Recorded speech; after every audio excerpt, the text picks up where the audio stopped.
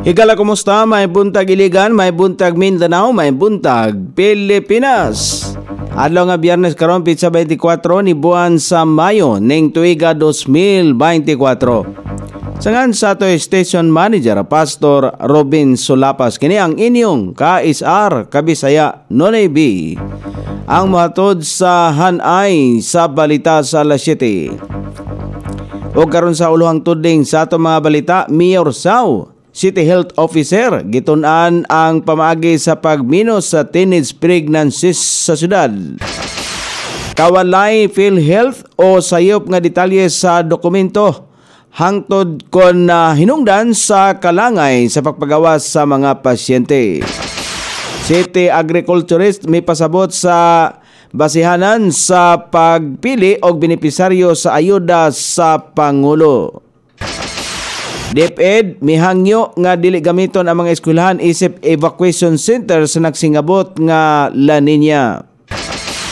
Philippine Navy ipadala ang landing dock alang sa Rim of the Pacific exercise sa Hawaii. Philippine Coast Guard gibuksan na ang bag-ong monitoring station sa Batanes Island nga nagatubang sa Taiwan. Sa gawas sa nasod, South Korea o China uyon nga magpahigayon og trilateral summit kauban ang Japan.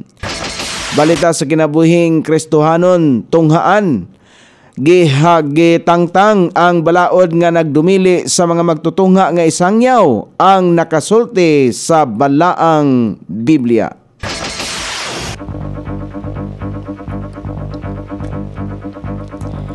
Ini ang uluhang tudling sa atong mga balita nga dalit kanato ning istasyon DXSR 106.7 sa inyong FM dial, ang bugtong radyo sa dakbayan sa Iligan nga nagsibiya sa balaang kasulatan, pinasubay sa inspired and preserved, not simply dictated King James Version sa Anchor Broadcasting Corporation.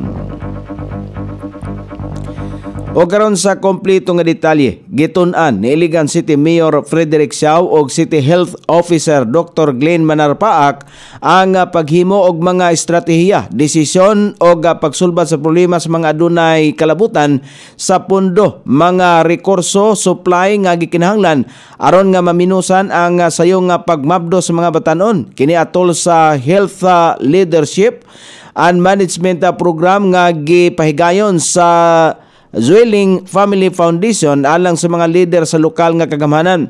May namduman nga usa ang Iligan nga adunay daghan nga ihap sa mga teenage pregnancies.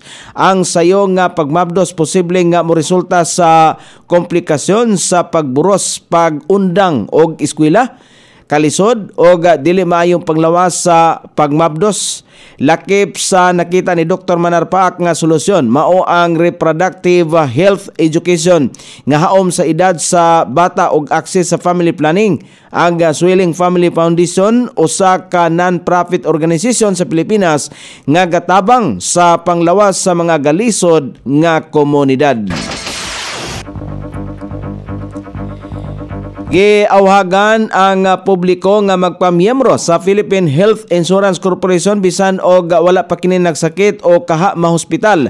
Sumala pa ni Dr. William Bernardo, ang focal person sa City Hospital, daghan ang mga pasyente ang ayha pa mo pamiyembro sa PhilHealth kon na-admit na o kaha mo gawas na sa hospital. Samtang ang uban wala pa mamiyembro tungod kay gasalig sila sa mga matabang kon matabangan sa malasakit center. Sabot ni Bernardo nga dili gihapon makakuha o gatabang sa malasakit kon na dili miyembro sa PhilHealth. Una nga pangitaon sa hospital mao ang PhilHealth i-rekomendar ang pasyente sa malasakit kung dili covered sa PhilHealth ang iya ang pagpatambal. Musunod nga kapangayuan o ayuda ang Philippine Charity Statistics Office o Departamento sa Panglawas. Dili pwede nga mulaktaw ang pagsunod-sunod sa pag-avail o assistance niini nga mga ahensya. Dugang usab ni Dr. Richilo Daguman, ang hospital chief, makalangay sa pagpagawa sa pasyente kon mao pay pagpamimro sa PhilHealth nga anaa sa hospital o labi na kon hinay ang database sa PhilHealth. Sistema sa PhilHealth nga diha sa computer ang moproseso sa ilang membership o dili sa hospital. Laing hinungdan sa kalangay nga adunay sayop nga pangalan o ubang detalye sa impormasyon sa pasyente. Awhag nila nga hikayon daan kini sa pasyente dili pa ang bulan sa iyang pagpanganak o samtang wala pa ma-hospital aron andam na kini nga sa higayon nga kinahanglanon. Libre ang pagpamimro sa PhilHealth niadto mga indigent ubo sa Universal Health Care Law. Adunay membership sa PhilHealth matag serbisyong iliganon karavan. Gipasabot sa City Agriculturist na Mary Ann Bili nga instruction sa Department of Agriculture nga ang mga mag-uma o mga mananagat lamang sa iligan ang makadawat og Presidential Assistance for Farmers and Fisheries and Families. Igo ra sila mo rekomendar sa Department of Agriculture o mga mananagat o mga mag-uma prioridad nga girekomendar ang mga mag-uma og mananagat nga aduna niining upat ka mga kwalifikasyon. Membro sa organisasyon rehistrado sa Registry System for Basic Sector Agriculture. Unang nakasumiter og report nga apektado sila sa El Nino. Ingon man mga mag-uma og mananagat sa geographical isolated and disadvantaged areas o TUA sa mga pinakahilit o galisod nga mga dapit. Sumala pa usab i-revalidate pa usab sa Department of Agriculture ang ilang girekomendar nga mga benepisaryo. O karon sa balita sa kauluhan nga mabasa sa nagkalain-laing gula sa pamantalaan karong adlaw nga nahipo sa lawak balitana ning istasyon. DXSR 106.7 sa inyong FM dial. Ang bugtong radyo sa dakbayan sa iligan nga nagsibya sa balang kasulatan, pinasubay sa inspired and preserved, not simply dictated King James Version sa Anchor Broadcasting Corporation.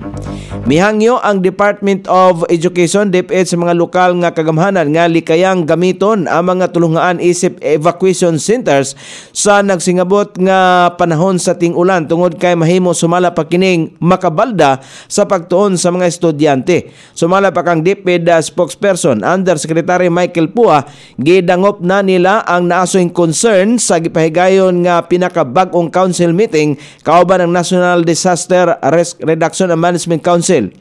Samtang base sa repasong DepEd Order 37 nga gipirmahan ni Vice President og Education Secretary Sara Duterte, mahimo lamang nga gamiton ang mga tulungaan isip immediate evacuation sites sa panahon sa mga kalamidad apan dili mulapas sa 15 ka mga adlaw. Samtang ang mga klase alang sa kindergarten hangtod sa grade 12 o trabaho sa public schools ang otomatikong kansilado sa mga lugar nga ana sa tropical cyclone wind signal number 1, 2, 3, 4 ug 5. Isip pagpangandam usab sa nagsingabot nga La Nina phenomenon, gisulti sa DepEd official nga ipadayon sa ahensya ang pagpatuman sa alternative delivery modes kung ugaling kinahanglanong suspendihon ang in-person classes. Gawas pa nini gikompuni na usab sa mga ang mga state-run schools nga adunay mga daot alang sa pagpangandam sa panahon sa ting-ulan. Ipadala sa Philippine Navy ang landing dock alang sa ika-29 nga Biennial Rim of Pacific Exercise nga ipahigayon sugod sa Hunyo 26 hangtod sa Agosto 2 sa Hawaii. Sumala pa kang Philippine Navy spokesperson Commander John Percy Alcos kagahapon adlaw nga ipahigayon ang send-off ceremony alang sa barko sa Naval Operating Base sa Subic, Zambales sa Hunyo 2. Ang Pilipinas nahilakip sa 29 ka mga nasod nga mosalmot sa nasoing pagbansay. Sumala pa kang Commander Alcos sa mahinungdanon ang nasoing drills tungod kay tanang mga nasod nga ilalom sa alyansa sa Amerika ang mosalmot sa pagbansay-bansay. Kini usab isa sa pinakadakong naval exercises sa tibok kalibutan nga nagsugod pa niadtong 1971. Sumala pa sa US Pacific Fleet, mokabat sa 40 ka mga surface ships, 3 ka mga submarines, 14 ka mga national land forces o 150 ka mga aircraft aircraft ang magsasalmot sa pagbansay-bansay. Gawas pa sa Pilipinas, kauban usab sa naval exercise karong tuiga ang Navy nga nagagikan sa Australia, Brazil, Brunei, Canada, Chile, Cambodia, Denmark, Ecuador, France, Germany, India, Indonesia, Israel, Italy, Japan, Malaysia, Mexico, Netherlands, New Zealand, Peru, Singapore, South Korea, Sri Lanka, Thailand, Tonga, the United Kingdom ug ang Amerika. Gibuksan na sa Philippine Coast Guard ang bag-ong monitoring station nini sa lalawigan sa Batanes, ang pinakaamihanang island province sa Pilipinas nga nagatubang sa Taiwan. Gipahigayon ang inaugurasyon sa nasoing monitoring station sa may lungsod sa Itbayat kagahapon adlaw nga gipanguluhan ni Philippine Coast Guard Chief Admiral Ronnie Hill Gavan. Sumala pa kang Philippine Coast Guard spokesperson Rear Admiral Arman Balilo. Ang Itbayat halos 200 kilometros ang gilayon gikan sa Cape L1B, ang southernmost point sa self-rolled island nga giila sa China isip probinsya nini. Samtang gisulti usab ni Balilo nga mahimo pa ang kapasidad sa Philippine Coast Guard Maritime Domain Awareness sa lugar, labaw na sa search, rescue o monitoring sa mga mangingisdang Pilipino. Pinaka mahinungdanon usab sumala pa niya ang lugar nga anaa kini sa pinakaamihanang parte sa nasod nga Pilipinon o gikinahanglang mamonitor ang mga panghitabo sa nasing parte sa Pilipinas. O karon sa balita sa gawa sa nasod, uyon ang mga top diplomats sa mga nasod nga South Korea, China, human nga giimbitar sila sa nasod sa Japan alang sa usa ka trilateral summit.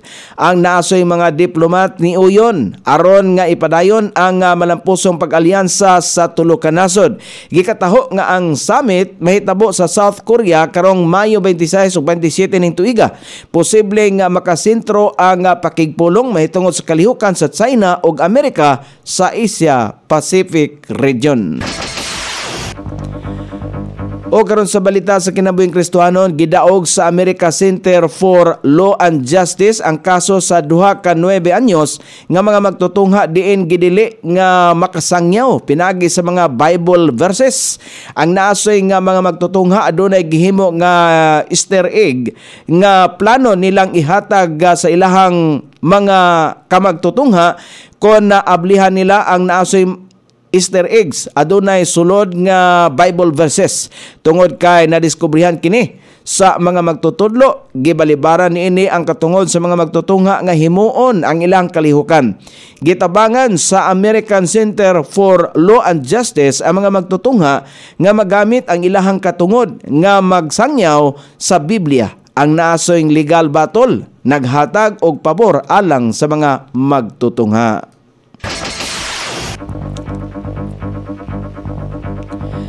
O karon sa kahimtang sa pagbanabana sa dagan sa panahon, kaganihang alas 3 sa kadlawon ang sentro sa tropical depression nga aghon gimanabanang base sa tanang available datos nga anaa kini sa 350 km sa sidlakang bahin sa Hinatuan, Surigao del Sur, nga adunay maximum sustained winds nga 45 km matag oras.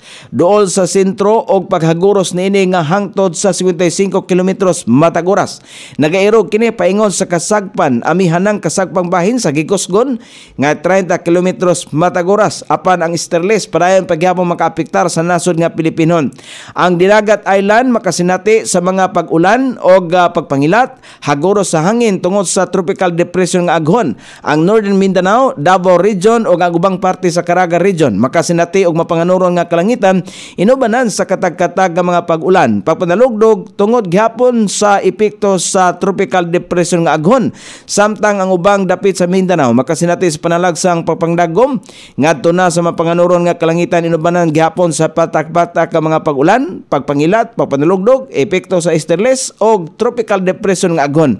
Inay ngadto na sa kasarangan nga hangin nga magagikan sa habagatang kasagpang direksyon o ang kadagatan hapsay ngadto na sa kasarangan ang mga pagbalod. Sukod sa temperatura dinhi sa dakbayan siligan ang kabugnaon ana sa 27 ug ang kainiton musangko sa 33 degrees sentigrado. Ang adlaw misilang kaganiha sa alas 5:27 ug mosawop unya sa alas 6:19 sa sayong takna sa kagabion.